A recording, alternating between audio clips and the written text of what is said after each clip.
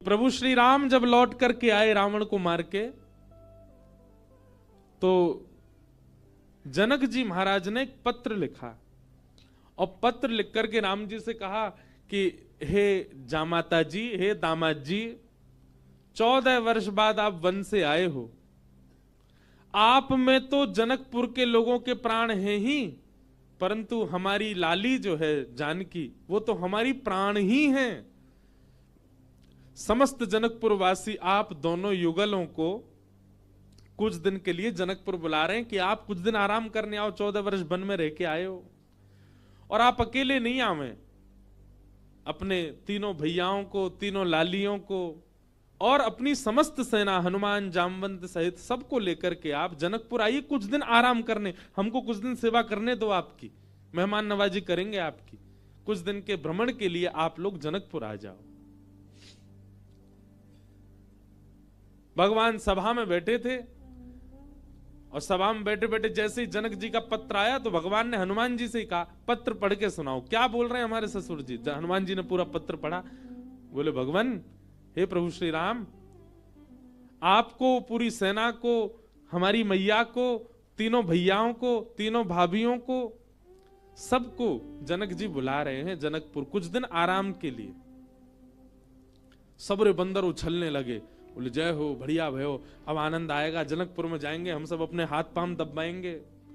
बहुत युद्ध करके आए रावणों से, रावण की सेना से, और बढ़िया मालपुआ खावे को मिलेगो। राम जी की बारात में तो हम नहीं जा पाए थे, पर बारात की चर्चा हमने सुनी थी। वहां तो भैया बड़े पकवान बने थे, हम सब जाएंगे। ब्राह्मण सारे बानर इतने ज्यादा उत्सुक हो गए, हम सब जाएंगे। बानरों की उत्सुकता देख करके राम जी बोले, शांत हो जाओ भैया। अब भाई देखो, हमारा निर्णय यह है कि जनकपुर हमारी ससुराल है, और कहीं भी नाक कट जाए चलता है, पर ससुराल में हमारी नाक ऊंची रहनी चाहिए। और इन सब बातों को ध्यान में रखते हमारे मन में आया कि हम जाएंगे, भरत जी जाएंगे, लक्ष्मण शत्रुघ्न जाएंगे, चारों बहुएं जाएंगी, कुछ वरिष्ठ लोग जैसे जामवंत जी, हनुमान जी, अंगद जी आदि आदि कुछ वरिष्ठ लोग जाएंगे। बाकी बानरों से हमारी प्रार्थना, आप तो यहीं सरजू जी के तट पर अयोध्या में ही रहो, आप लोग मत चलो। बानर सब उदास हो गए, बोले क्यों, हम क्यों नहीं चलें? बोले आप लोगों का स्वभाव ऐसा ही है, किसी से भी छीन के खा जाते हो, कहीं पर भी मलमूत्र त्याग देते हो, कहीं भी उछल कूद कर देते हो, डाले तोड़ देते हो, वन उजाड़ देते हो। और जनकपुर हमारी ससुराल है। हमारे सामने किसी ने कह दिया कि अरे देखो, वो वन पूरे बानरों ने उजाड़ दिया। बानर किसके? बोले राम जी के। तो हमको तो बहुत बुरा लगेगा, लेकिन आप लोगों का यही स्वभाव है, तो क्या करें? इसलिए आप लोग तो अयोध्या में, इसको कितना भी चलो उजाड़ो, ये रहेगा अपने ही लोग हैं, सुधार भी देंगे। अब वो तो ससुराल है, वहां तो संकोच हो जाएगा हमको।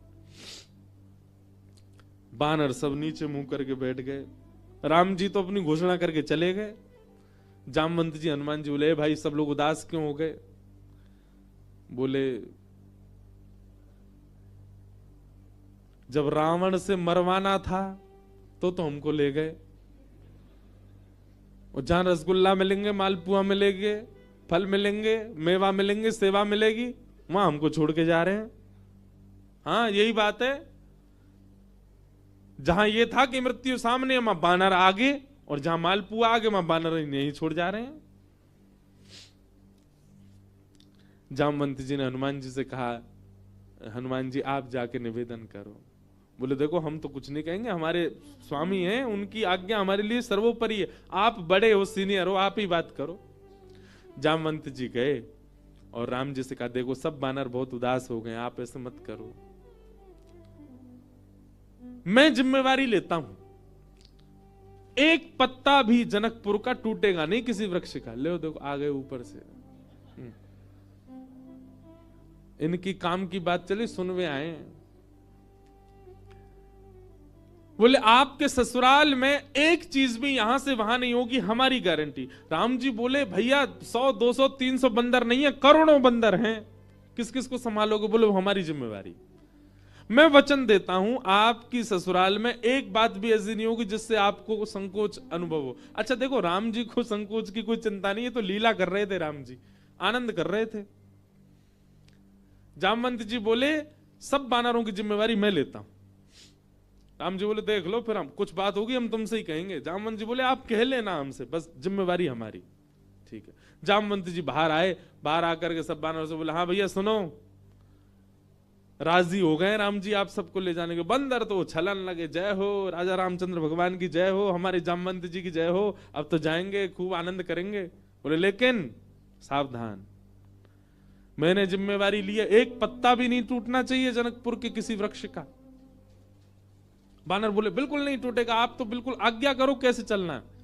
बोले सब मुझे देखो, जो मैं करूं वही करना है, जब मैं बोलूं तब बोलना है, जब मैं शांत रहूं तब, यहां तक कि श्वास भी मेरे संगी लेनी है सबको। मैं जब छोड़ूं तब छोड़नी, तब लेनी तब लेनी, मैं जब मुड़ूं तब मुड़ना, मैं जब देखूं तब देखना, मैं जब सोऊं तब सोना, मैं जब खांसूं तो खांसना। बानर बोले ठीक है। राम जी बोले एक बार हमको डेमो दिखाओ।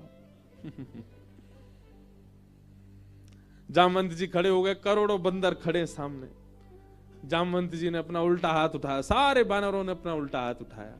जैसे परेड होती है ना 26 जनवरी को, तो हमारे मिलिट्री के जवान बिल्कुल एक संग उनके हाथ पैर चलते हैं, ये हाथ पीछे तो यही हाथ पीछे जाएगा। उनको देखो कभी, उनके पैर भी बिल्कुल समय पे आगे समय से पीछे, गर्दन भी समय से चलेगी। वैसे मिलिट्री के जवानों की तरह सब बंदर खड़े हो गए। जामवंत जी हंसे तो सबरे बंदर हंसे। जामवंत जी खांसे तो जिनको खांसी नहीं आ रही वो जबरदस्ती खांसे, खांसना ही है, जामवंत जी खांस रहे हैं। राम जी बोले चलो ठीक है अब चलते हैं जनकपुर।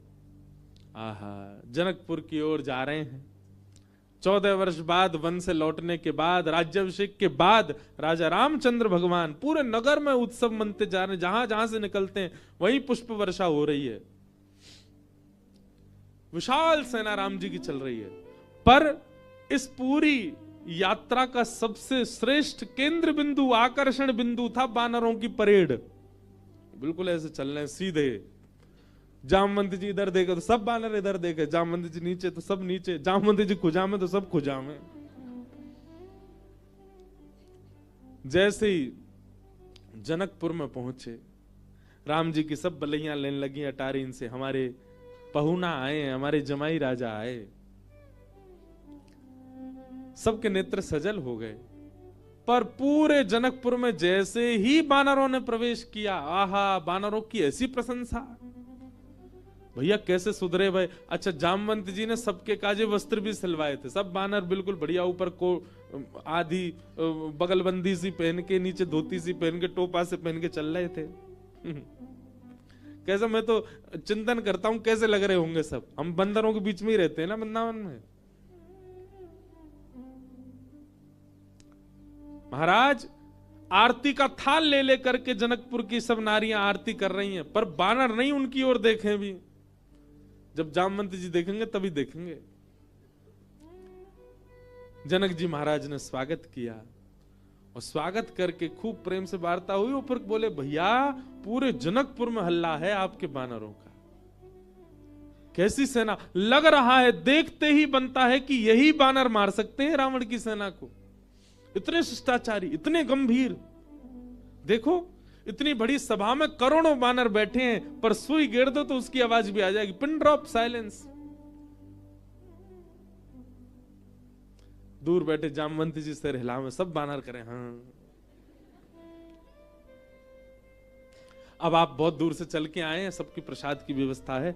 हाँ भाई, सब बानरों के आगे चौकी लगाओ। पहली बार बानर चौकी पे बैठ के पाएंगे।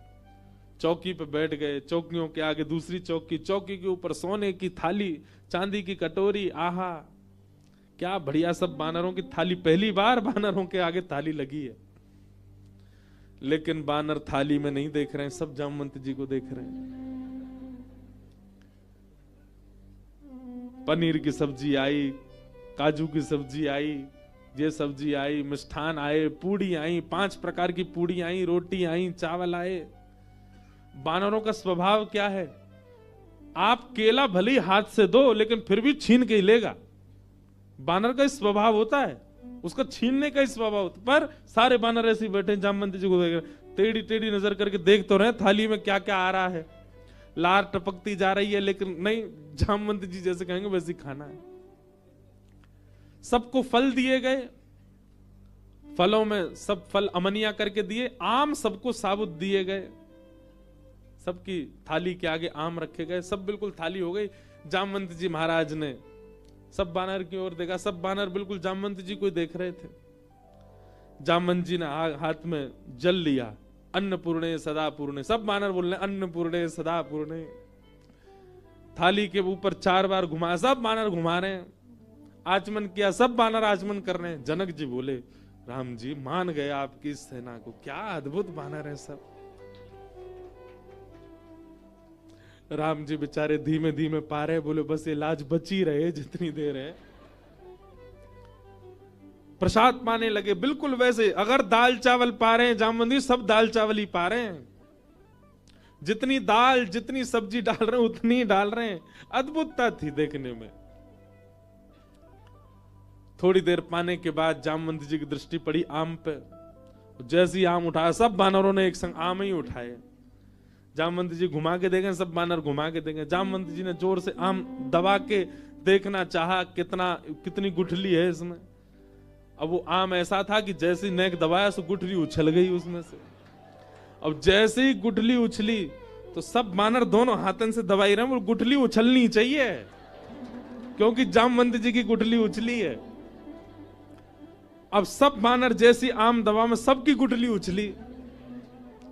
गुठली के उछलते ही जामवंत जी बोले इन हाथों से मेघनाथ निकल के नहीं भाग पाया, इन हाथों से रावण निकल के नहीं भाग पाए, छोटी सी गुठली भाग गई।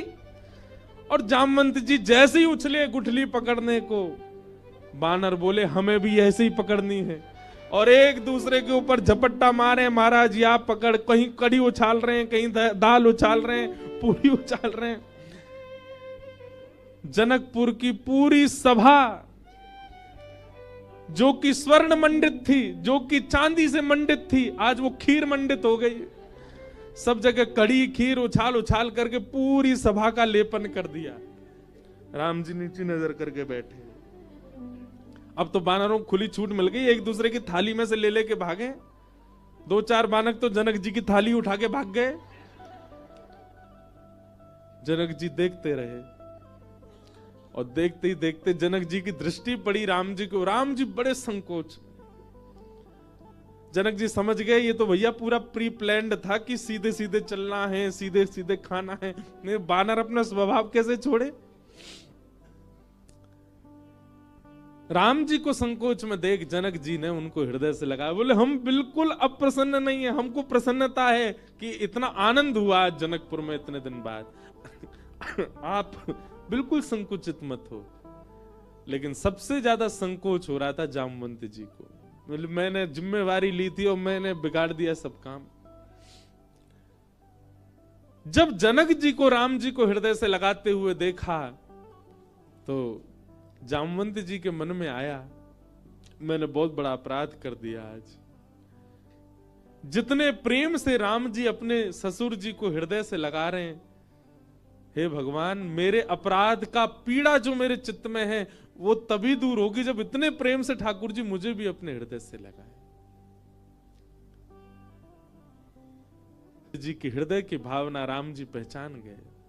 और जब वापस जनकपुर से लौटने का समय आया 6-7 दिन बाद, जामवंत जी से राम जी ने एकांत में कहा हम आपके मन के भाव जान गए। जब जनक जी हमको हृदय से लगा रहे थे, आपके मन में आया था कि कभी आप भी हमको ऐसे हृदय से लगाओ। अब अभी हृदय से लगाने में वो बात नहीं होगी। जब आप अपनी पुत्री का वर्ण हमारे साथ करोगे, हम आपके दामाद बनेंगे, तब आप हमको इसी भाव से हृदय से लगाना, तब आपकी इच्छा पूरी होगी।